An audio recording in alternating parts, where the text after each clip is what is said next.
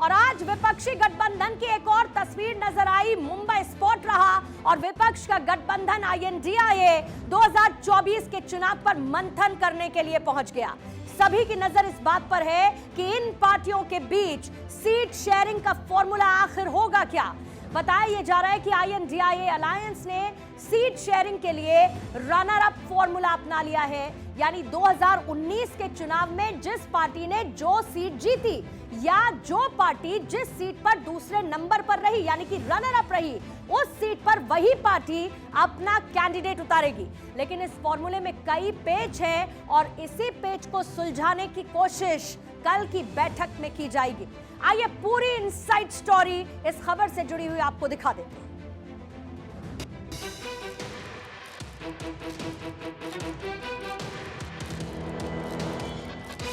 मुंबई में जारी विपक्षी गठबंधन की मीटिंग से 2024 के चुनाव की दिशा तय होगी। ऐसे में सभी की नजर इस बात पर है कि क्या विपक्षी पार्टियां PM फेज को लेकर किसी नतीजे पर पहुंचेंगी। लेकिन इन सब के बीच राज्यों में सीट शेयरिंग को लेकर भी कई पेंच फंसे हुए हैं। बताया जा रहा है कि इसके लिए इंडिया गठबंधन में शामिल पार्टियां रनर अप फॉर्मूला अपना सकती हैं। खबर यह है कि विपक्षी दलों ने ऐसी 450 सीटें चिन्हित कर ली हैं जहां साझा उम्मीदवार उतारने की तैयारी है। कहा जा रहा है कि सीट शेयरिंग फॉर्मूले के लिए विपक्षी दल 2019 के चुनाव परिणाम को आधार बनाने की तैयारी में हैं और इसी फॉर्मूले को नाम दिया गया है रनर अप फॉर्मूला। इस फॉर्मूले के तहत 2019 चुनाव के प्रदर्शन के आधार पर सीट शेयरिंग की जाएगी। 2019 में जो पार्टी जो सीट जीती थी उसे वही सीट दी जाएगी। इसके अलावा दूसरे नंबर पर रहने वाली पार्टी को वो सीट दे दी जाएगी। अगर वाकई विपक्ष इसी फॉर्मूले को आधार बनाकर सीट शेयरिंग पर आगे बढ़ता है तो ये जानना दिलचस्प हो जाएगा कि इस सीट शेयरिंग में क्षेत्रीय पार्टियों को फायदा होगा या फिर कांग्रेस को। तो इसके लिए 2019 के रिजल्ट पर नजर डालनी होगी।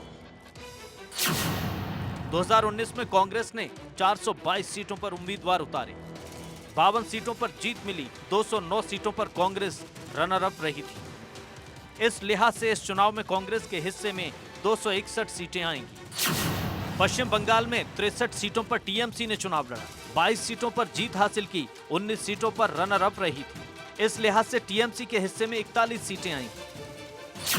यूपी में समाजवादी पार्टी की बात करें तो सपा को 5 सीटों पर जीत मिली और 31 पर पार्टी दूसरे नंबर पर रही थी। इस लिहाज से सपा के हिस्से में 36 सीटें आएंगी। JDU की बात करें तो उसे 16 सीटों पर जीत मिली थी और 1 सीट पर दूसरे नंबर पर रही थी।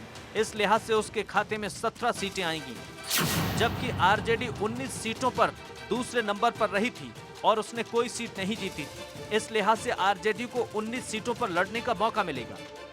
अब देखा जाए तो 16 सीट जीतने वाली JDU सिर्फ 17 सीटों पर लड़ेगी और 0 सीट जीतने वाली RJD को 19 सीटों पर लड़ने का मौका मिलेगा। लेकिन पेंच सिर्फ यही नहीं है। पिछले लोकसभा चुनाव में शिवसेना के 18 उम्मीदवार जीते थे और 3 सीटों पर रनर अप रहे थे। NCP को 5 सीटें मिली थीं और 15 सीटों पर पार्टी दूसरे नंबर पर रही थी। इस तरह देखें तो रनर अप फॉर्मूले के तहत शिवसेना की 21 और NCP की 20 सीटों पर दावेदारी बनती है। DMK को 23, CPIM को 16, CPI को 6, आम आदमी पार्टी, राष्ट्रीय लोकदल, IUML, नेशनल कॉन्फ्रेंस को 3-3, CPI-ML को 1 सीट मिलेगी, जबकि महबूबा मुफ्ती की पार्टी को 1 भी सीट नहीं मिलेगी। 261 सीटों पर दावेदारी से कांग्रेस भले ही ठीक-ठाक स्थिति में नजर आ रही है, लेकिन पश्चिम बंगाल में उसे सिर्फ 1 सीट पर ही चुनाव लड़ने का मौका मिलेगा।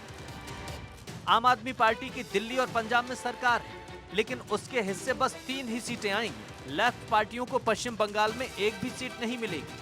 यूं तो बेंगलुरु की बैठक में कांग्रेस अध्यक्ष मल्लिकार्जुन खड़गे भी कह चुके हैं कि कांग्रेस की सत्ता या PM पद में कोई दिलचस्पी नहीं है, लेकिन यह भी सच है कि हर पार्टी की अपनी महत्वाकांक्षा है। ऐसे में PM फेस और सीट शेयरिंग इस मीटिंग की विपक्ष की अग्नि परीक्षा जैसी होंगी।